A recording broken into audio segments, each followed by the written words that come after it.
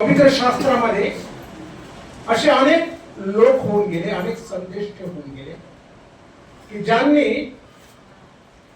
देवाच्या सामर्थ्याने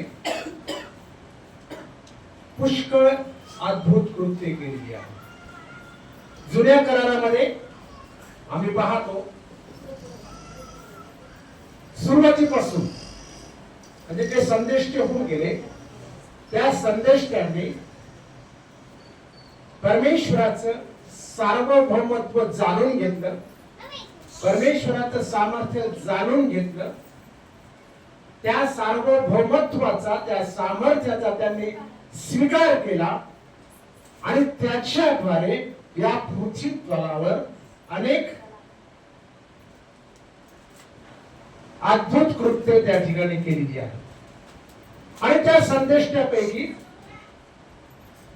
दोन संदेश ज्यांचं जीवन चरित्र मला अतिशय आवडतं ते म्हणजे एलिया आणि अलिशा. ऐकलं कधी नाव? हालेलुया. तुम्ही ऐकलं कधी?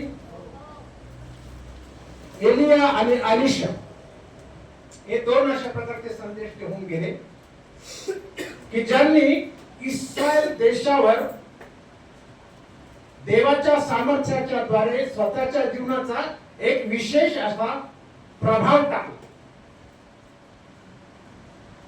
इस्रायल लोकांच्या मनावर देवाच्या आत्म्याचा एक पगडा त्यांनी त्या ठिकाणी टाकलेला आहे. देवाचं सामर्थ्य काय आहे, देवाचं सामर्थ्य हे कुठून मिळतं, देवाचं सामर्थ्य आमच्या जीवनामध्ये नेहमी कशा प्रकारे कार्यरत होतं याचा त्यांनी इस्रायल लोकांना प्रत्यय आणून दिलेला आम्ही त्या ठिकाणी पाहतो. आणि त्यापैकीच विशेष आज मी बोलणार आहे अलिशा बद्दल, जो एलियाचा शिष्य होता. एलिया ज्यावेळेस परमेश्वराने त्याला घेऊन जायचं ठरवलं, देवाच्या वचनाप्रमाणे एलिया हा सदैव स्वर्गाला गेलेला आहे. हालेलुया. आणि ज्यावेळेस त्याची स्वर्गारोहणाची वेळ आली त्यावेळेस तो अलिशाला विचारतो की मी आता लवकरच जाणार आहे आणि तुला माझ्यापासून काय पाहिजे आहे, तू कोणत्या गोष्टीची माझ्याद्वारे अपेक्षा करतोस? अलिशाने त्याला उत्तर दिलं की आपल्या ठाई असलेल्या आत्म्याचा दुप्पट वाटा माझ्या ठाई यावा ही माझी इच्छा आहे. हालेलुया.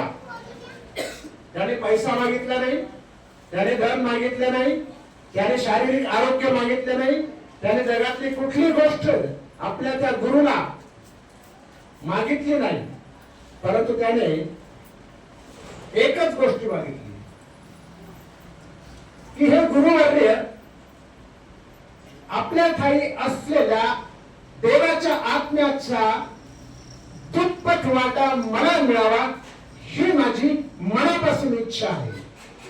आणि एलियाने त्याला उत्तर दिलं की तू अतिशय कठीण अशा प्रकारची गोष्ट मागतोस, दुर्घट अशा प्रकारची गोष्ट मागतोस, कदाचित मी तुला देणं शक्य नाही, परंतु एक गोष्ट होईल की ज्यावेळेस मी उचलला जाईल आणि माझा सगळा तुझ्यावर पडेल तर ते सामर्थ्य तुला त्या ठिकाणी प्राप्त होईल. आणि झालं तसंच. अलिशाला ते सामर्थ्य त्या ठिकाणी मिळालं आणि अलिशाने देखील त्या ठिकाणी पुष्कळशे चमत्कार केले. पहिले राजे आणि दुसरे राजे या ग्रंथामध्ये या सर्व घटनेचं वर्णन देवाच्या पवित्र आत्म्याच्या द्वारे त्या ठिकाणी इत्थंभूत सविस्तरपणे केलेलं आम्हाला त्या ठिकाणी आढळून येतं. आणि या ठिकाणी आम्ही पाहतो पहिले राज्य या ग्रंथाचा जर आम्ही अभ्यास केला तर एलियाने एकंदर 8 चमत्कार केलेले आहेत.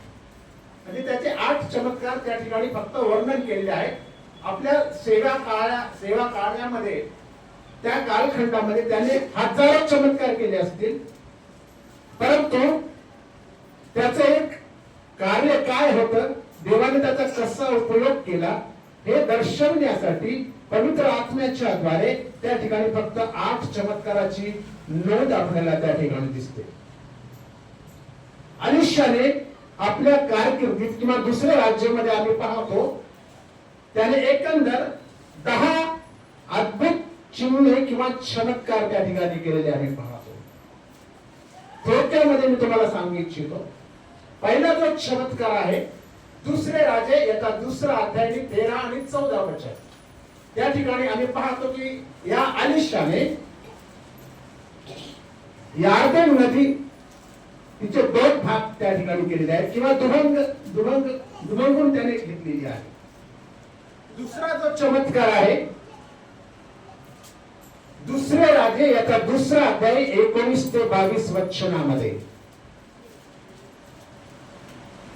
त्या नगरचं म्हणजे एरिया शहराचं जे वाचा काय हरकत नाही.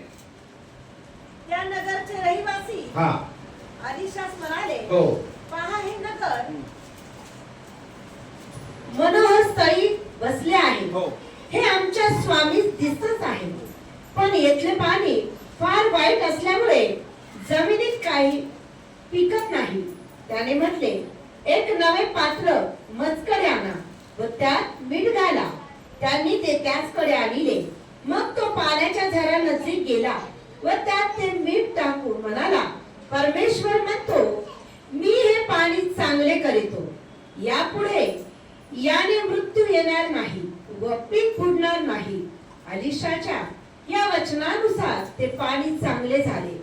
ते आजवर तसेच आहे. आजवर त्या शहराचं जे पाणी आहे ते तसंच आहे, यरिहो शहराचं. तिसरा जो चमत्कार आहे दुसरे राजे याचा दुसरा अध्याय वचन 23, 24 आणि 25. त्या ठिकाणी काही तरुण मुलांनी अलिशाची थट्टा केली, त्याची निर्भर्त्सना केली, त्याच्यावर टीका केली किंवा त्याची चेष्टा करण्याचा प्रयत्न केला. आणि मग अलिशाने परमेश्वराचं नाव घेऊन त्यांना देखील एक शाप त्या ठिकाणी दिला. आणि लगेच जंगलामधून 2 अस्वली आल्या आणि त्यातील 42 तरुण लेकरांना त्या अस्वलींनी फाडून खाल्लं. हा तिसरा चमत्कार. शॉर्ट मध्ये मी सांगतो कारण मला मुख्य संदेशाकडे जायचं आहे. चौथा जो चमत्कार आहे दुसरे राजे 4 अध्याय आणि 1 ते 7. ज्या विधवेजवळ काहीच नव्हतं ती जाते अलिशाला म्हणते की माझ्याकडे काही नाही आणि माझा नवरा तुझ्या हाताखाली सेवा करीत असे आणि माझ्यावर खूप कर्ज झालेलं आहे आणि माझ्या 2 पुत्राला तो सावकार धरून गुलाम करण्यासाठी आलेला आहे. त्यावेळेस अलिशा तिला उत्तर देते की तुझ्या घरामध्ये काय आहे. ती उत्तर देते की माझ्या घरामध्ये एका छोट्या पात्रामध्ये तेल आहे, त्याच्याशिवाय काहीच नाही. आणि मग अलिशा तिला म्हणतो की तू जाऊन बरीचशी भांडे एकत्र कर आणि त्यामध्ये ते तेल भर. आणि अशा रीतीने ते तेल वाढत गेलं वाढत गेलं वाढत गेलं वाढत गेलं. ज्यावेळेस ती पुन्हा अलिशाकडे आली त्यावेळेस तिने सांगितले की महाराज हे तेल फक्त छोट्या भांड्यामध्ये होतं परंतु आता त्याची खूप वाढ झालेली आहे. तुम्ही जो आशीर्वाद दिला देवाच्या सामर्थ्याद्वारे ते वृद्धिंगत झालेलं आहे, ते बहुगुणित झालेलं आहे, ते आशीर्वादित झालेलं आहे. आता मी काय करू. अलिशाने तिला उत्तर दिले की तू जा आणि ते तेल विकून तू आपल्या वरचं जे कर्ज आहे ते फेडून टाक. आणि मग ती गेली, ते कर्ज तिने फेडलं, ते तेल विकलं, कर्ज फेडलं आणि त्या पैशावर तिच्या आणि तिच्या लेकरांचा पुष्कळ दिवस निर्वाह झालेला आम्ही त्या ठिकाणी पाहतो. 5वा जो चमत्कार आहे दुसरे राजे याचा 4 अध्याय आणि 8 ते 37. शुनेमकरींच्या मुलाला त्याने मृतातून उठवलेला आहे. 6वा जो चमत्कार आहे नामान नावाच्या कोळ्याला त्याने त्या ठिकाणी बरं केलेलं आहे. पहिले राजे 5वा अध्याय आणि 1 ते 27 मध्ये ही घटना त्या ठिकाणी सांगितलेली आहे. 7वा जो चमत्कार आहे, दुसरे राजे 6वा अध्याय 1 ते 7.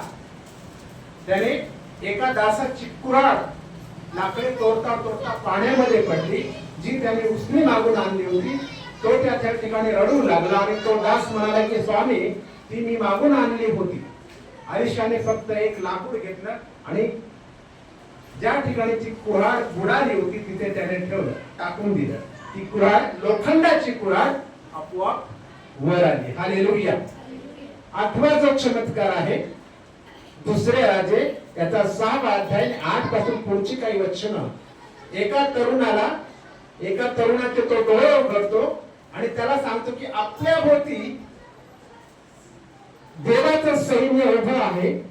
स्वर्गातले अग्नीने भरलेले रथ आमच्या समोर आहेत, आमच्या सोबत आहेत. आम्हाला शत्रूला भिण्याची गरज नाही. ज्यावेळेस आरामी सेना त्या देशावर चालून आली त्यावेळेस त्याच्या सोबत असलेला तो सेवक होता, तो घाबरला. परंतु अलिशाने परमेश्वराची प्रार्थना केली की हे प्रभू, या तरुणाचे डोळे उघड आणि तुझं सामर्थ्य या तरुणाला तू दाखव. त्याने डोळे उघडले आणि पाहतो तर आपल्या सभोवतीचे जे डोंगर आहेत ते सर्व डोंगर परमेश्वराच्या दूताच्या सैन्याने आणि स्वर्गाच्या अग्नीच्या रथांनी त्या ठिकाणी भरून गेलेले आहे. त्याच्या पुढे आम्ही पाहतो आरामी सेना जी आहे ती त्याने आंधळी करून सोडलेली आहे आणि अंध स्थितीत त्यांना त्या शहरामध्ये शोभनामध्ये त्याने त्या ठिकाणी आणलेला आहे. आणि मग तिथे गेल्यानंतर आम्ही पाहतो राजासमोर त्यांना त्या ठिकाणी उभं केलेलं आहे. राजा म्हणतो, बाबा मी यांना मारून टाकू काय? अलिशा म्हणतो की तू यांना मारू नकोस, तर यांना खाऊ पिऊ दे, पोटभर जेवण दे यांना आणि आपल्या घरी पुन्हा जाऊ दे. त्याने डोळे उघडले त्या लोकांचे आणि आरामी सेनेचे, 2 जण होते ते. आणि मग त्याच्यानंतर ते लोक पुन्हा त्या देशावर चढाई करायला आले नाही. त्याच्यानंतर शंभरामध्ये जो दुष्काळ पडला त्या ठिकाणी तो भविष्यवाणी करतो की उद्या याच वेळेला दुष्काळ संपणार आणि स्वस्ताही होणार. एक राजाचा सेवक सेनापती म्हणतो की परमेश्वराच्या दूताने आकाश कपाटे उघडली तरी असा प्रकार का घडेल काय? तो वचनावर, देवाच्या वचनावर, संदेष्टाच्या वचनावर अविश्वास प्रकट करतो. त्यावेळेस संदेष्टा म्हणजे अलिशा त्याला उत्तर देतो, तू हे पाहशील पण त्यातले खावायचा नाहीस. आणि दुसऱ्या दिवशी त्या ठिकाणी देवाच्या वचनाप्रमाणे घडून आलं, दुष्काळ हटला. आणि तिथे अशा प्रकारची परिस्थिती, त्याचं वर्णन मी या ठिकाणी तुम्हाला वेळोवेळी करू इच्छित नाही, तुम्ही वाचू शकता. दुसरे राजे याचा 6वा अध्याय 8 ते 23 ही वचन आहेत. घरी गेल्यानंतर तुम्ही वाचू शकता त्या ठिकाणी. सॉरी, दुसरे राजे याचा 6वा अध्याय 24 पासून पुढचे म्हणजे 7व्या अध्यायाच्या 20व्या वचनापर्यंत. हा झाला 9वा चमत्कार. आणि 10व्या याच्यामध्ये या ठिकाणी आम्ही पाहतो की ज्यावेळेस अलिशा मरण पावतो त्याचं प्रेत एका कुणीमध्ये टाकले जातं आणि मग त्या ठिकाणी युद्ध होतं. एका माणसाचं प्रेत काही लोक त्या ठिकाणी नेत असताना काही सैनिक त्या ठिकाणी येतात, शत्रूचे सैनिक त्या देशाला लुटण्यासाठी येतात, हल्ला करण्यासाठी येतात. त्यांना घाबरून ते लोक ते प्रेत काय करतात, ज्या ठिकाणी अलिशाचं प्रेत ठेवलेलं होतं त्या ठिकाणी टाकून देतात. त्या अस्थिला, अलिशाच्या हाडांना, अलिशाच्या अस्थिला स्पर्श झाल्यानंतर ते प्रेत, तो मनुष्य काय होतो, जिवंत होतो आणि बाहेर येतो. अशा प्रकारचे हे 10 चमत्कार या ठिकाणी सांगितलेले आहेत. एक चमत्कार या ठिकाणी मी तुम्हाला त्यावर या ठिकाणी काही बोध करू इच्छितो. दुसरे राजे याचा 4था अध्याय आणि वचन 1 ते 7 पर्यंत. कोणीतरी वाचून दाखवा ज्याला सापडले त्याने. 4था अध्याय किती पण 1 ते 7. एकदा संदेष्टाच्या शिष्याच्या स्त्रियापैकी एकीने अलिशाकडे गराडे केले की ती म्हणाली, तुझा सेवक माझा नवरा मरून गेला आहे तुला ठाऊक आहे की तो परमेश्वराचे भय बाळगणारा होता. त्याचा सावकार माझ्या 2 पुत्रास दास करून नेण्यास आला आहे. अलिशाने तिला विचारले, मी तुझ्यासाठी काय करू हे मला सांग. तुझ्या घरात काय काय आहे? ती म्हणाली, एक घडा तेलाशिवाय आपल्या दासीच्या घरात काही एक नाही. तो तिला म्हणाला, तू जा आणि बाहेरून आपल्या शेजाऱ्या पाजाऱ्याकडून बरीचशी रिकामी भांडी मागून आण. मग आपल्या पुत्रासह घरात जाऊन दार बंद कर व त्या सर्व भांड्यात तेल ओत आणि भांडे भरेल ते बाजूला ठेव. ती त्याच पासून गेली आणि आपल्या पुत्रासह आपल्या घरात जाऊन तिने दार बंद केले. ते तिचकडे भांडी आणीत ती भरीत जाईल. सर्व भांडी भरल्यावर ती आपल्या पुत्रास म्हणाली, मला आणखी एक भांडे आणून द्या. त्यांनी म्हटले, आता एकही भांडे उरले नाही, तेल वाढवायचे राहिले. तिने जाऊन देवाच्या माणसास हे सांगितले. तो म्हणाला, जा तेल विकून आपले कर्ज फेड व ते जे शिल्लक राहील त्यावर आपला व आपल्या पुत्राचा निर्वाह कर. या ठिकाणी 1 ते 7 दुसरे राजे 4था अध्याय वचन 1 ते 7 पर्यंत एक विशेष प्रकारची घटना, तिचं वर्णन अतिशय सुंदर या ठिकाणी करण्यात आलेलं आहे. देवाचा मनुष्य अलिशा, एलिया गेल्यानंतर अलिशाची कारकीर्द या दुसरे राजे या ग्रंथामध्ये आम्हाला त्या ठिकाणी पाहायला मिळते. अलिशाच्या द्वारे जे काही अद्भुत कृत्य घडले त्याचं वर्णन देखील थोडक्यामध्ये या ठिकाणी मी तुम्हाला सांगितलेलं आहे. अलिशाची कारकीर्द सुरू झालेली आहे. अलिशा देवाचा शब्द प्राप्त करतो आणि लोकांना सांगतो. देवाचा संदेश काय आहे तो प्राप्त करतो आणि इस्रायल लोकांना तो विदित करतो. देवाची इच्छा काय आहे, देवाची भविष्यवाणी काय आहे, देवाचे मार्ग काय आहेत, देवाच्या योजना काय आहेत, हे सगळं तो परमेश्वरापासून प्राप्त करून इस्रायल लोकांना त्या ठिकाणी विदित करत असते. आणि ही सेवा त्या ठिकाणी वाढत गेलेली आहे. आणि ही सेवा करत असताना त्याला त्या ठिकाणी पुष्कळसा शिष्य परिवार त्या ठिकाणी मिळालेला आहे. त्याच्या सोबत राहून काम करणारा, देवाचं कार्य करणारा शिष्य परिवार त्या ठिकाणी त्याला मिळालेला आहे. प्रभू येशू ख्रिस्ताच्या जीवन चरित्रामध्ये देखील आम्ही हे पाहतो की अगोदर त्याला 12 शिष्य होते, नंतर 70 झाले आणि त्याच्यानंतर ही संख्या वाढतच गेली. प्रकटीकरणाच्या ग्रंथामध्ये देखील योहान पाहतो की कोणाच्याने मोजवला नाही असा जमाव किंवा असा एक मोठा परिवार प्रकटीकरणाच्या ग्रंथामध्ये आम्हाला पाहायला त्या ठिकाणी मिळतो. योहानाने अतिशय सुंदर अशा प्रकारे शब्दामध्ये मार्मिक शैलीमध्ये त्या ठिकाणी त्यांनी वर्णन केलं. आणि या ठिकाणी आम्ही पाहतो की अलिशाचा परिवार देखील त्याला त्या ठिकाणी वाढलेला आहे. त्याचे शिष्यगण वाढलेले आहेत. त्याच्या सोबत राहणारे, त्याची सेवा करणारे, त्याची व्यवस्था करणारे, त्याच्या भोजनाची व्यवस्था करणारे, पाण्याची व्यवस्था करणारे, कपड्याची व्यवस्था करणारे, राहण्याची व्यवस्था करणारे, त्याच्या प्रवासाचे नियोजन करणारे, अशा प्रकारचे अनेक शिष्य त्या ठिकाणी त्याला प्राप्त झालेले आहेत. आणि त्याच्यापैकी एक शिष्य अचानक मरण पावतो, मेला, तो मरण पावला. आणि त्याची जी काही विधवा स्त्री आहे की जिला 2 मुलं होते, ती एके दिवशी अलिशाकडे त्या ठिकाणी आलेली आहे. आणि अलिशाला ती गाराणं करत आहे की तुझा सेवक माझा नवरा, 2 शब्द त्या ठिकाणी वापरते ते. तुझा जो सेवक आहे आणि माझा नवरा मरून गेला आहे हे तुला ठाऊक आहे. आणि तुला ठाऊक आहे की तो परमेश्वराचं भय बाळगणारा होता. शिष्य फक्त सेवा करणारे, व्यवस्था पाहणारे नसावेत, परंतु परमेश्वराचं भय बाळगणारा देखील ते असलं पाहिजे. माझ्यासोबत अनेक पालक लोक सेवा करतात. देवाची स्तुती असो की सर्वजण देवाचं भय बाळगणारे लोक आहेत, दास आहेत. अनेक तरुण तरुणी माझ्यासोबत आहेत आणि सर्वांची सेवा समर्पित आहे. पोटापुरती नाही, तोंडापुरती नाही, क्षणिक अशा प्रकारची त्यांची सेवा नाही, काहीतरी या जगामध्ये येऊन काहीतरी टाइमपास करायचा आहे, वेळेचं काहीतरी वेळ कशी तरी घालवायची या अर्थाने त्यांची सेवा नाहीये, परंतु अतिशय समर्पित अशा प्रकारची सेवा आहे.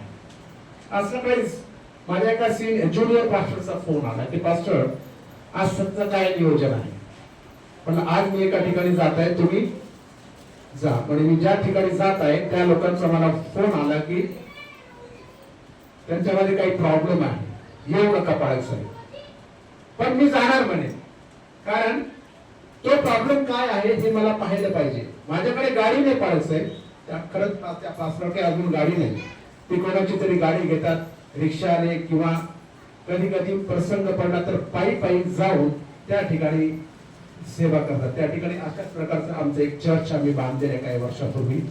काही लोक येतात, काही लोक स्कॅटर्ड झालेले आहेत, परंतु तरी लोक येतात. मी त्यांना म्हटलं तुम्ही जाऊन जा, त्यांचे प्रश्न पहा, त्यांच्या समस्या जाणून घ्या, त्यांच्यासाठी प्रार्थना करा. समर्पित वृत्तीने सेवा करणारे सेवकांची या युगामध्ये आता गरज आहे. आणि या विधवेचा जो नवरा होता, तिचं नाव नाही या ठिकाणी, त्याचं नाव नाही, त्याच्या मुलाचं नाव नाही, या कुटुंबाचं कुठलेच डिटेल्स, कुठली सविस्तर माहिती देण्याची पवित्र आत्म्याला त्या ठिकाणी गरज वाटली नसावी, परंतु त्याने ती घटना त्या ठिकाणी नमूद करून ठेवली आहे. ती म्हणते की तुला ठाऊक आहे की तो परमेश्वराचं भय बाळगणारा होता, परंतु तो जिवंत असताना त्याने काही उसलवारीने पैसे घेतलेले आहे, काही कर्ज घेतलेलं आहे, आणि ते कर्ज फेडण्याची माझी ऐपत नाही. माझे लेकरं लहान लहान आहेत, माझे 2 मुलं, आणि मी कुठे काम धंदा करू शकत नाही. आणि जर केलं, जे काही लहान सामने काम करत असेल नसेल, मजुरी करत असेल, ती बिचारी त्यांच्या फक्त पोटापुरतीच ती मजुरी असू शकते, आणि त्याद्वारे ते आपल्या लेकरांना खाऊ घालत असेल, स्वतःचं पोट भरत असेल, परंतु जे काही कर्ज होतं त्या कुटुंबावर ती फेडण्यासाठी ती पूर्णपणे असमर्थ आहे. आणि ती तक्रार घेऊन आलिशाकडे त्या ठिकाणी आलेली आहे. आणि ती म्हणते की त्याचा जो सावकार आहे, माझ्या नवऱ्याचा जो सावकार आहे, ज्याच्यापासून त्याने कर्ज घेतलं होतं, तो माझ्या 2 पुत्रास धरून नेण्यासाठी आलेला आहे. कशासाठी? दास करून घेण्यासाठी. गुलामगिरीची पद्धत इस्रायल राष्ट्रामध्ये त्या काळामध्ये होती. आपण एक शास्त्र वाचूया, लेवी याचा 25 अध्याय आणि 39 पासून तर 41 वचन वाचा. त्याला सापडलं त्याने मोठ्याने वाचा, म्हणजे तुम्हाला समजेल की त्या काळामध्ये गुलामगिरीची पद्धत, गुलाम म्हणून कशा रीतीने लोक त्या ठिकाणी राहत असत, किंवा त्यांना ते गुलामगिरीचं ओझं त्यांना कशा रीतीने देत असत. 39 ते 41.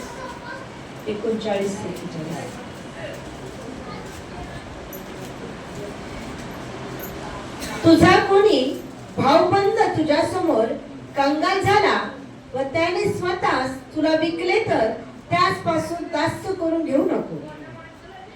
मजुराप्रमाणे किंवा उपऱ्याप्रमाणे तो तुझ्यापाशी राहावा. योबेल वर्षापर्यंत तो तुझी सेवा चाकरी करील. त्या वर्षी आपल्या मुलाबाळासहित त्याने तुझ्यापासून निघून आपल्या कुटुंबात व आपल्या वाडवडिलांच्या वचनात परत जावे. गुलामगिरीची पद्धत त्या ठिकाणी होती. आणि देवाचं वचन, देवाने इस्रायल लोकांना अशा प्रकारची आज्ञा दिली की जर एखादा गुलाम तुझ्या जवळ असेल तर त्याच्यापासून दास्य करून घेऊ नको. त्याने स्वखुशीने तुझ्या सोबत राहून तुझ्या घरातली, तुझ्या शेतातली, तुझ्या सगळ्या गोष्टी, जे काही काम तू त्याला देशील ते त्याने स्वखुशीने केलं पाहिजे. आणि त्याच्यानंतर योबेल वर्ष म्हणजे 7वं वर्ष आल्यानंतर, 7 वर्ष पूर्ण झाले, त्या 7व्या वर्षाला योबेल हे नाव त्या ठिकाणी देण्यात आलं होतं. त्या योबेल वर्षाचं वैशिष्ट्य अशा प्रकारचं होतं की योबेल वर्षामध्ये लोक जे काही कर्ज असे ते माफ करत असे. जे काही गुलाम त्यांच्याकडे होते त्या गुलामाची ते सुटका करत असे आणि जर तो गुलाम त्यांच्याजवळ राहायला तयार असेल तर मग ते तशा प्रकारचा करार त्या ठिकाणी करून घेत असत. 48 होते माझा पाठ आहे. 48 त्याच्यातलंच लेवी 25 48. तर त्याचा विक्रय झाल्यावर त्याला सोडून घेता येईल. त्याच्या भाऊबंदापैकी कोणासही त्याला सोडता येईल. अशा प्रकारची पद्धत त्या ठिकाणी होती सोडून घेण्याची. 7व्या वर्षानंतर तो गुलाम स्वतंत्र होत असेल जर त्याची इच्छा असेल तर. आणि तीच पद्धत या ठिकाणी आम्ही पाहतो. त्याच पद्धतीला किंवा त्याच नियमाला अनुसरून हा सावकार त्या विधव्या बाईच्या किंवा विधवेच्या घरी त्या ठिकाणी आलेला आहे. तो म्हणतो की आता माझं कर्ज तू दे, नाही तर तुझी 2 मुलं मला गुलाम म्हणून माझ्याकडे ठेवावे लागतील आणि त्यांच्याकडून सगळ्या प्रकारचं काम करून कदाचित 5 वर्ष, कदाचित 10 वर्ष, कदाचित कितीतरी वर्ष माहित नाही. आणि अशा रीतीने मी ते कर्ज त्या ठिकाणी काय करेल, फेडून घेईल. आणि या गोष्टीचं तिला अतिशय दुःख होतं. ती दुःखात आपल्या त्या आलिशाकडे येते, देवाच्या माणसाकडे येते आणि ती सगळी तक्रार त्याच्या समोर ती मांडते. कारण हे 2 लेकरं तिला सोडायचे नव्हते. त्या 2 लेकरावर अतिशय तिचं प्रेम होतं. ती 2 लेकरं तिच्या पोटचा गोळा होता, तिच्या म्हातारपणीचा ते आधार होते. आणि म्हणून ती म्हणते की या पुत्रांना मला गुलाम म्हणून त्या ठिकाणी ठेवायचं नाही, तर आता तू सांग मी काय करू. तिची अशा प्रकारची अपेक्षा असावी की अलिशाने तिला काहीतरी आर्थिक मदत करावी, काही पैसे द्यावे किंवा त्या सावकाराला बोलून काहीतरी मध्यस्थी करून तिसरा मार्ग त्या ठिकाणी काढावा आणि या कर्जापासून तिला मुक्ती मिळावी, ही तिची अपेक्षा आहे. परंतु अलिशा तिला त्या ठिकाणी सांगतो, दुसऱ्या वचनामध्ये आम्ही पाहतो अलिशा तिला विचारतो की मी तुझ्यासाठी काय करू, हे मला सांग, तुझ्या घरामध्ये काय आहे. हालेलुया. मी तुझ्यासाठी काय करू, तुझ्या घरामध्ये काय आहे, तुझ्या जवळ काय आहे, तुझ्या जवळ जे काही साधन आहे, जे काही सोर्स आहे, जे काही असेल त्याला देव आशीर्वादित करू इच्छितो. हालेलुया. कारण तुझ्या नवऱ्याने फार निष्ठेने देवाची सेवा केलेली आहे. तो अतिशय प्रामाणिक होता, अतिशय तो विश्वासू अशा प्रकारचा होता. हे अलिशाला याद्वारे त्या ठिकाणी जणू काही सांगायचं होतं. आणि मग ती विचारते, ती म्हणते की माझ्या घरामध्ये काय नाही, काय 1 घडा तेलाशिवाय आपल्या दासीच्या घरात काही एक नाही. फक्त 1 घडा तेल आहे, त्याची किंमत असेल 100 रुपये, 200 रुपये, 300 रुपये. ते आम्हाला कदाचित पुरणार नाही. माझ्याकडे मीठ नाही, पीठ नाही, डाळीचं सामान नाही, मसाले नाही, कुठलंच पैसे तर नाहीच नाहीये, काहीच सामान नाही आमच्याकडे, उपजीविकेचं साधन काहीच नाहीये. फक्त 1 घडा तेल माझ्याकडे आहे, ही त्याला सांगते. आणि अशा रीतीने तो म्हणतो की तू जा, तुझ्या घरातले भांडे रिकामे ते बघ, शेजाऱ्या पाजाऱ्याकडून रिकामी भांडे मागून आण आणि सर्व भांड्यामध्ये ते तेल ओत. कदाचित तिच्या चेहऱ्यावर प्रश्नार्थक भाव आला असेल. ते तेल त्याच्यामध्ये ओतल्यानंतर काय होईल, हा घडा रिकामा होईल. प्रत्येक भांड्यामध्ये जर तेल ओतू लागलो तर ते भांड ज्याच्यामध्ये ओतलेले तेल आहे ते तेल खाली होईल, ते भांड रिकामं होईल. परंतु तसा ती काहीच त्या ठिकाणी अविश्वास प्रकट करत नाही. ती जाते आणि 5व्या वचनामध्ये आम्ही त्या ठिकाणी पाहतो की ती त्याच पासून गेली आणि आपल्या पुत्रांसह आपल्या घरात जाऊन तिने दार बंद केले ते तिकडे भांडे आणि ती भरत जाईल. बघा या ठिकाणी परमेश्वराच्या सामर्थ्याचा प्रत्यय तिला कशा रीतीने आलेला आहे हे 5व्या वचनामध्ये आम्ही पाहतो. तिने अलिशाला काहीच प्रश्न केला नाही. अलिशाची फक्त तिने आज्ञा पाळली. ती म्हणते की तुझा सेवक माझा नवरा मरून गेलेला आहे आणि माझी अशा प्रकारची अडचण आहे. अलिशा ती अडचण तिला सोडवायला सांगतो. अलिशा तिला सोल्युशन देतो. जा, तुझ्याकडे जे काही घडाभर तेल आहे ते इतर पात्रामध्ये ओढ. सगळ्या लोकांकडून पात्र तू गोळा कर. या ठिकाणी एक विशेष गोष्ट लक्षात घेण्यासारखी आहे प्रियांनो, की ती म्हणते की तुझा सेवक माझा नवरा मरून गेला आहे. या वाक्यामध्ये त्या नवऱ्याची, त्या पतीची, त्या बाईच्या, माणसाची एकनिष्ठता आणि विश्वास प्रगट त्या ठिकाणी होतो. मृत्यूनंतरही ती म्हणते की तुझा सेवक. आणि अलिशा तिला तत्परतेने त्या ठिकाणी प्रतिसाद देतो. आमच्या जीवनामध्ये मी नेहमी सांगतो की आमच्या जीवनामध्ये साक्ष राहायला पाहिजे. आम्ही जिवंत असतो किंवा आम्ही मेलेले असतो, आमच्या मृत्यूनंतरही एक साक्ष, आमचं एक विशेष अशा प्रकारचं प्रभाव या समाजामध्ये, देवाच्या लोकांमध्ये, देवाच्या मंडळीमध्ये आम्ही त्या ठिकाणी सोडला पाहिजे. आणि या ठिकाणी आम्ही पाहतो की हा जो मनुष्य आहे, त्या बाईचा नवरा एक आदर्श अशा प्रकारचा मनुष्य होता. कारण जर तो आदर्श नसता, जर तो विश्वासू नसता, जर तो एकनिष्ठ नसता, जर तो परमेश्वराचं भय बाळगणारा नसता, तर अलिशाने त्या बाईला कदाचित घालून दिलं असतं. परंतु त्याने एक स्वतःच उदाहरण, उत्तम अशा प्रकारचं उदाहरण अलिशा पुढे ठेवलेलं आहे. अलिशाला ताबडतोब त्या ठिकाणी आठवण झालेली आहे की कशा रीतीने त्या भावाने, त्या माणसाने किंवा या बाईच्या पतीने माझ्यासोबत राहून परमेश्वराचं कार्य त्या ठिकाणी केलेलं आहे. आम्ही ख्रिस्ती आहोत. आम्ही स्वतःला देवाची लेकरं म्हणतो, नाही का? येशूच्या रक्ताने आम्ही विकत घेतलेले आहोत.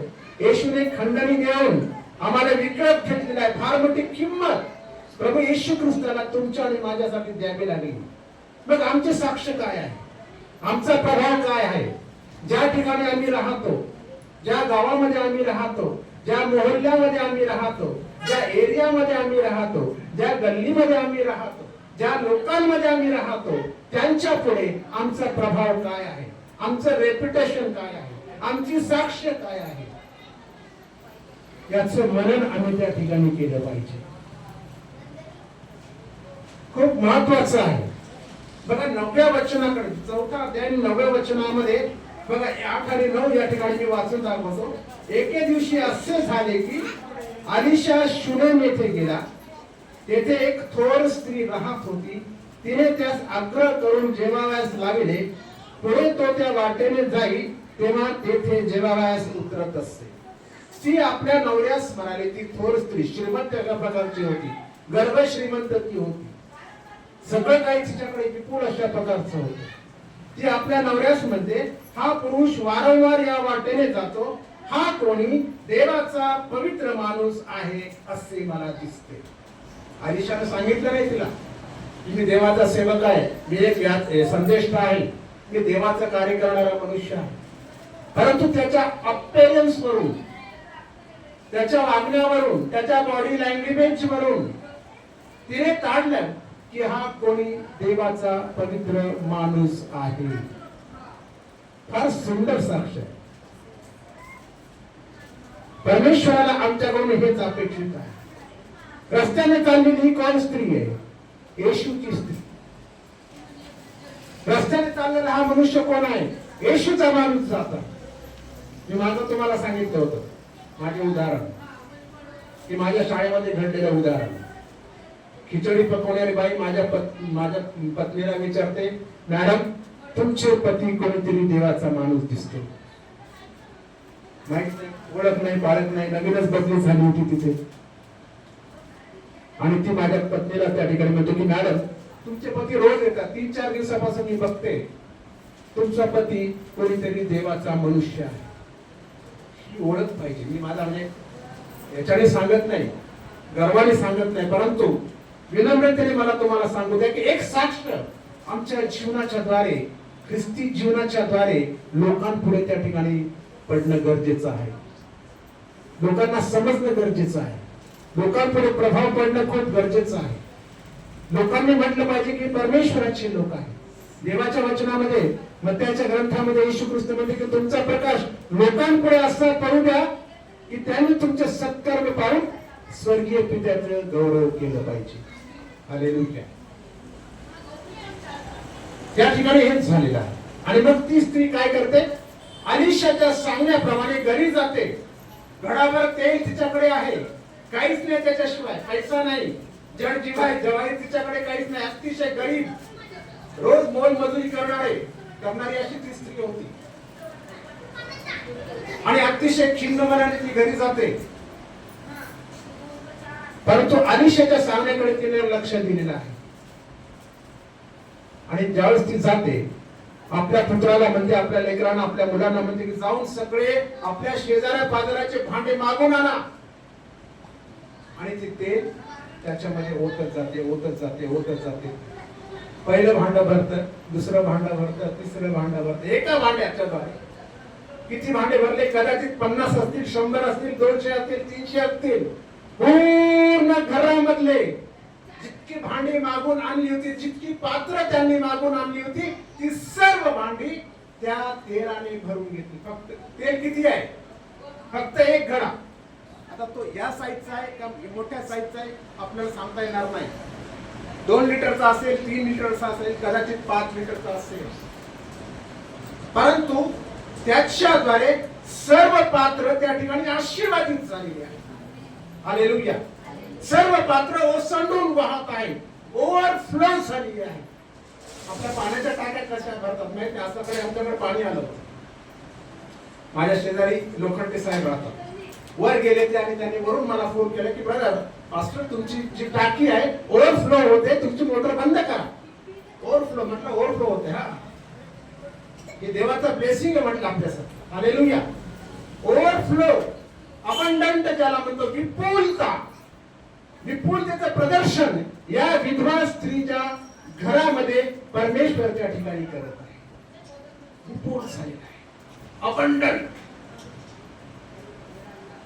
प्रभू येशू ख्रिस्त म्हणतो की मी तुम्हाला जीवन देण्यासाठी आलो, विपुलपणे जीवन प्राप्ती करण्यासाठी, तुम्हाला देण्यासाठी आलो, विपुलपणे जीवन देण्यासाठी आलो. सगळं काही विपुल परमेश्वर आमच्या जीवनामध्ये करू इच्छितो. परंतु आमचा प्रतिसाद त्याला काय आहे? आम्ही कधी कधी देवाच्या वचनाकडे दुर्लक्ष करतो. आम्ही कधी कधी देवाच्या प्रार्थनेकडे दुर्लक्ष करतो. आम्ही कधी कधी देवाच्या वाणीकडे दुर्लक्ष करतो. कधी कधी देवाच्या सामर्थ्याकडे आम्ही दुर्लक्ष करतो. देव आमच्या जीवनामध्ये कार्य करण्यासाठी तयार आहे. 24 आवर्स, 24x7, दिवसाचे 24 तास आणि आठवड्याचे 7 दिवस.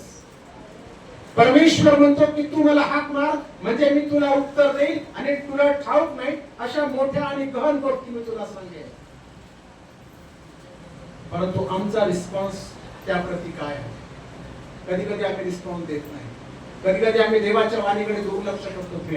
या ठिकाणी काय झालेलं आहे? तिने दुर्लक्ष केलं नाही. तिने अलिशाची वाणी ऐकली, अलिशाचा शब्द तिने ऐकला, त्या शब्दाचा मान किंवा त्या शब्दाला तिने आदर त्या ठिकाणी दिलेला आहे आणि त्यानुसार त्या ठिकाणी ती करत गेली आहे. आणि मग सत्यशेवटी काय झालं? 6व्या वचनामध्ये आम्ही पाहतो की सर्व भांडी भरल्यावर ती आपल्या पुत्रास म्हणाली, मला आणखी एक भांडे आणून द्या. त्यांनी म्हटले, आता एकही भांडे उरले नाही, तेव्हा तेल वाढवायचे आहे. एकाच घड्यामध्ये तेल होते. परंतु त्या घड्याने किती घडे भरले, किती पात्र भरले? अनेक पात्र.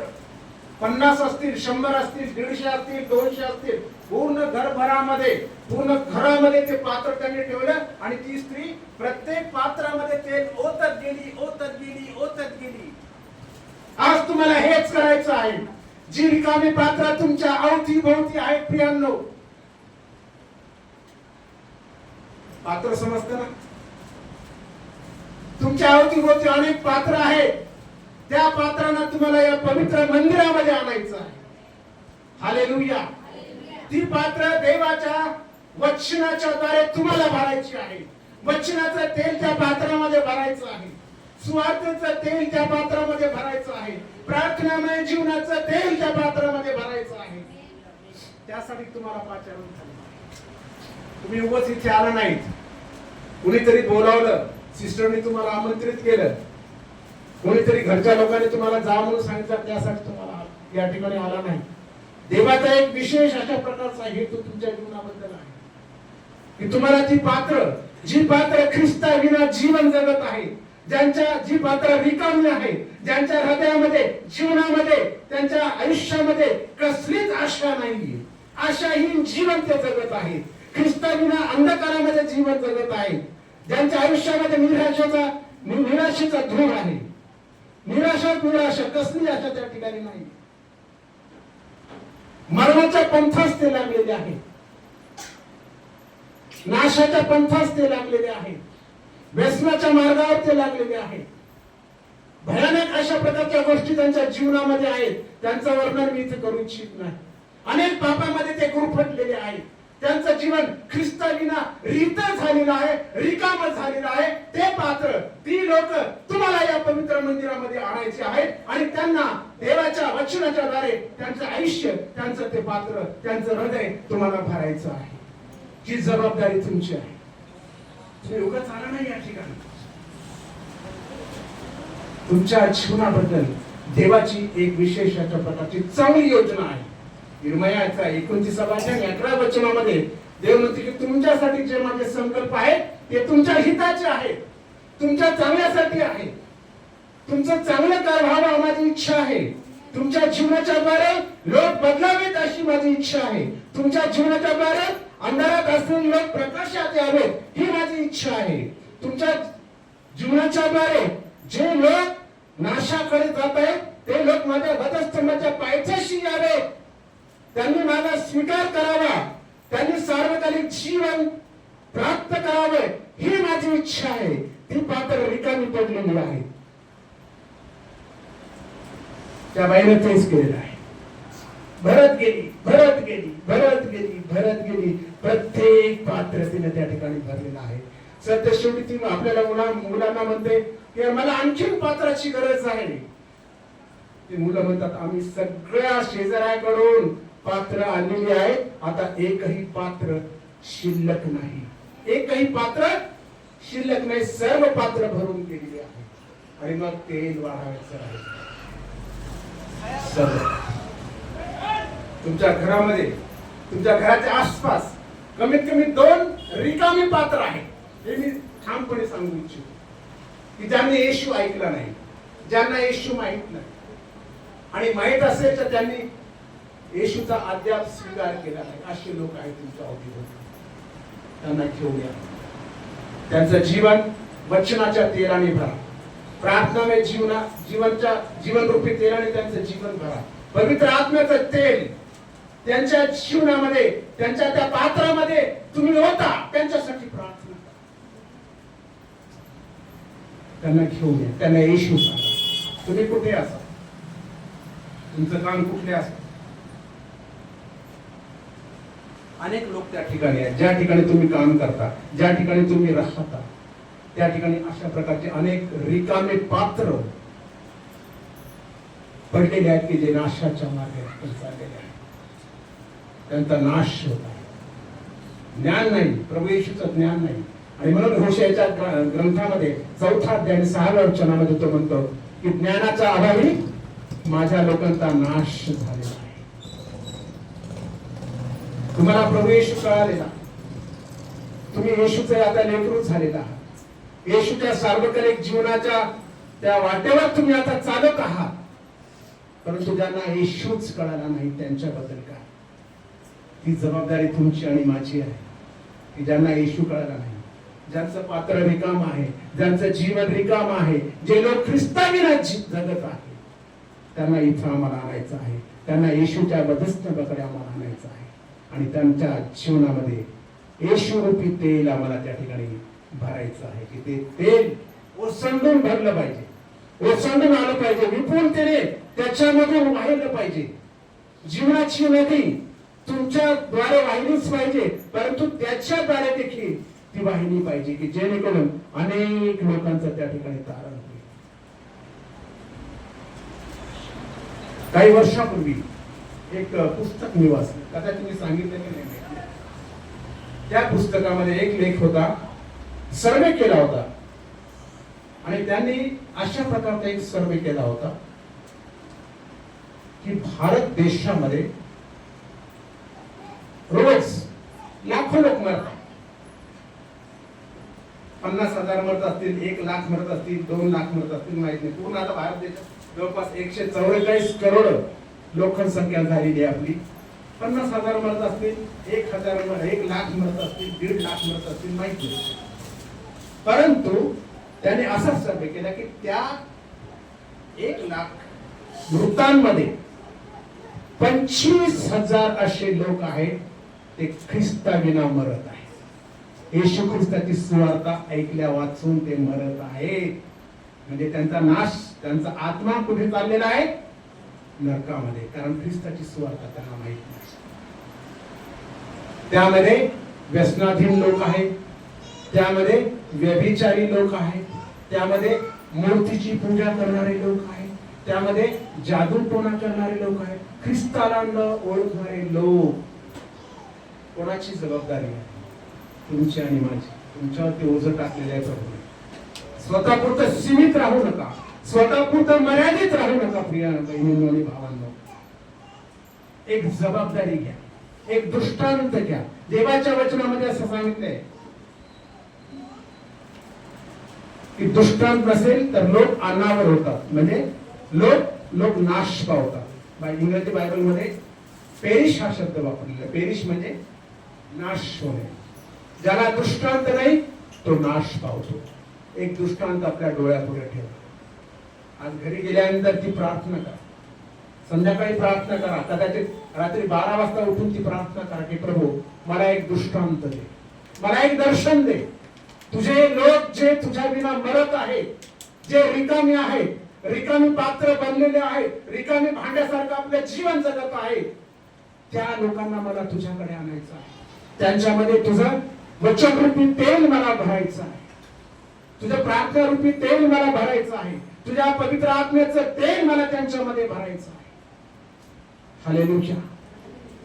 गाफील राहू नका, बेसावध असू नका.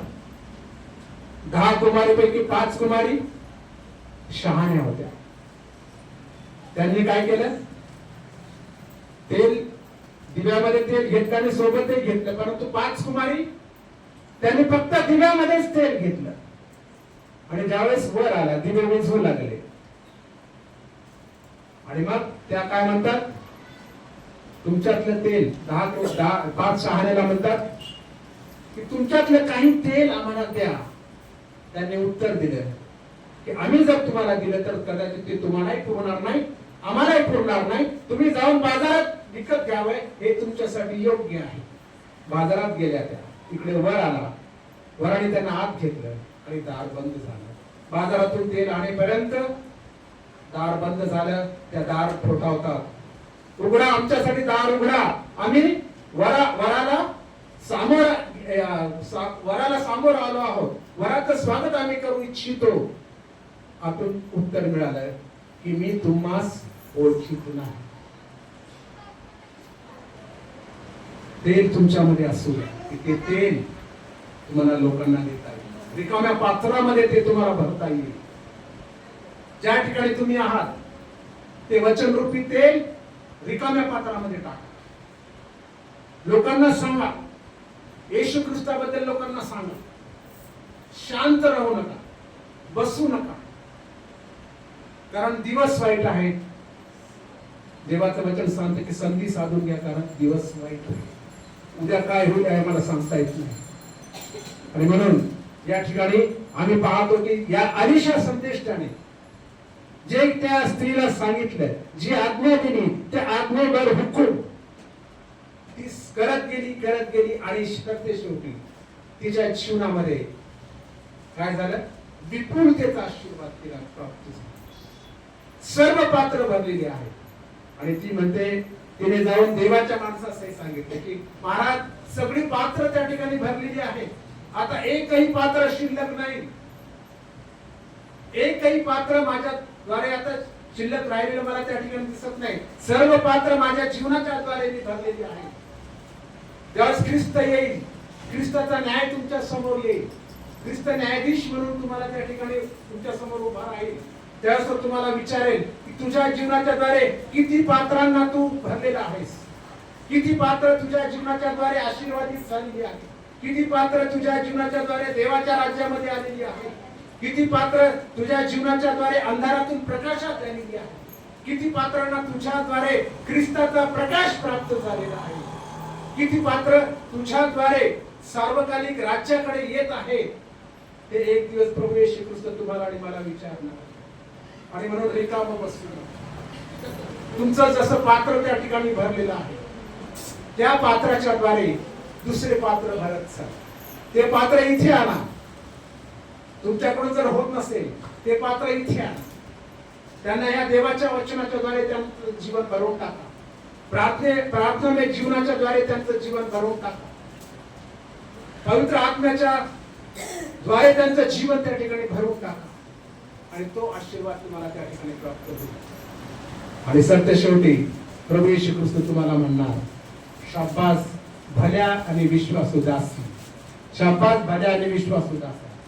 थोडक्या गोष्टीविषयी विश्वासू राहिलास, निश्चय करा.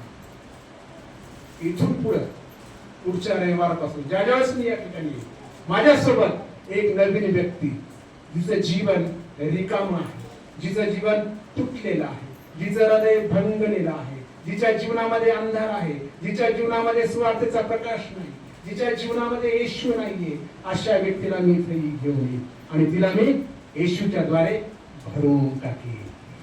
हालेलुया. करणार निश्चय? घेऊन या. एक प्रत्येक जण एक जण घेऊन, दोघीमध्ये एक आणलं तरी चालेल. आज किती जवळजवळ 15 ते 20 आहे. पुढच्या वेळेस मी येईल, मला 40 लोक दिसले पाहिजे. माझा पूर्ण विश्वास आहे की 40 लोक मला दिसतील या ठिकाणी. नवीन लोक, नवीन पात्र, त्या पात्राची परमेश्वर तुमच्यापासून अपेक्षा करत आहे. हालेलुया. आणि मग तिने काय सांगितलं देवाच्या माणसाने, जा तेल विकून आपले कर्ज फेड व जे शिल्लक राहील त्यावर आपला व आपल्या पुत्रांचा निर्वाह कर. अनेक दिवस ते तेल विकून जे काही पैसे आले, त्या पैशावर तिने ते कर्ज तर फेडलंच, परंतु त्याद्वारे तिने आपल्या पुत्राचा आणि आपला स्वतःचा निर्वाह अनेक दिवस त्या ठिकाणी केलेला आम्ही पाहतो. प्रियांनो, मला तुम्हाला हे सांगायचं आहे की आमच्या अवतीभोवती, मला पुन्हा तुम्हाला सांगू द्या की आमच्या अवतीभोवती असे रिकामे पात्र आहेत, येशू ख्रिस्ताविना जीवन जगणारे, ज्यांच्या जीवनामध्ये, ज्यांच्या पात्रामध्ये येशू नाही, अंधार आहे, फक्त कसलीच आशा नाही, कसली त्या ठिकाणी त्यांना कुठल्याही प्रकारची त्यांना त्या ठिकाणी आता शाश्वती नाहीये. ते लोक, त्या स्त्रिया, ते पुरुष, ते लेकर आम्हाला या ठिकाणी आणायचे आहे आणि त्यांना आम्हाला येशूच्या द्वारे त्यांचं जीवन त्या ठिकाणी भरायचं आहे. प्रभू करो हे सर्व करण्यासाठी तो तुम्हाला त्याची कृपा आणि अनुग्रह देईल. आमेन. देवा तुम्हाला आशीर्वाद. पुढील वेळ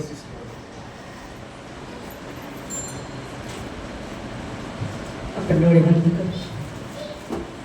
धन्यवाद देवी परमेश्वर, तुझ्या नावाला सतशा धन्यवाद देवी परमेश्वर. तो महान परमेश्वर, या सुंदर वचनाद्वारे तो आम्हाला बोललास माझ्या राजा. आमची जबाबदारी काय आहे तो आम्हाला वचनाद्वारे शिकवलंच होतं. धन्यवाद देते परमेश्वरा. आणि वचन प्रभू येशू अंतकरणात रुजल्या जाऊ दे. हे वचन सैतानाला चोरू देऊ नको, तर प्रत्येकाच्या मनाला टोचणी दे. मला एक तरी आत्मा प्रभूच्या राज्यात आणायचा आहे, मला एक तरी आत्मा प्रभूच्या कामासाठी उपयोगी करायचा आहे, एक तरी आत्म्याचं तारक माझ्याद्वारे व्हायला पाहिजे. एक जबाबदारी प्रत्येकाला तू दिलेली, एक कामगार परमेश्वरा, एक कामगारी परमेश्वरा, त्यांना तू निवडलं, तुला धन्यवाद देते. जिवंत प्रभू येशू, प्रत्येकाची निवड विशेषतः प्रभू तू केलेली आहे. आणि जिवंत प्रभू येशू, कारण की परमेश्वरा, जेव्हा आम्ही तुझ्याकडे येऊ तर परमेश्वरा हे धन तू स्वर्गात मान्य कर. अनेक आत्म्याचं तारण हे सगळ्यात मोठं धन आहे. आणि परमेश्वरा, कारण की तुझं वचन आहे योहान 14, मी जातो आणि तुमच्यासाठी जागा तयार करतो, त्या जागेसाठी आम्हाला तयार कर परमेश्वरा. आणि प्रभू, अनेक आत्मे आमच्याद्वारे तुझ्या राज्यात आण बाप्पा. प्रत्येकाने एक तरी आत्मा तुझ्या जवळ आणावं, तुझ्या चरणात आणावं आणि त्याचं तारक तुझ्या नावाने व्हावं असं कर माझ्या राजा. धन्यवाद देते, स्तुती करते. वचनाद्वारे तुमची भेट घेतली आज परमेश्वरा. जीवनाचा एक अद्भुत मार्ग तुझ्या वचनाने तो आम्हाला शिकवला आणि प्रभू एक उद्देश तुमच्या जीवनासाठी दिला, याबद्दल धन्यवाद देते. आणि त्या उद्देशाला धरूनच आम्ही आमचं आत्मिक जीवन वाढवावं असं कर बाप्पा. कारण की तुझ्याशिवाय, तुझ्या आत्म्याशिवाय आम्ही काहीच करू शकत नाही. आम्ही शून्य आहोत, पण तुझी गरज आम्हाला आहे. धन्यवाद देते, स्तुती करते. मान महिमा गौरव युगाने तुला असो. नासू येशू तुझ्या नावाने मागते तो ऐक बाप्पा.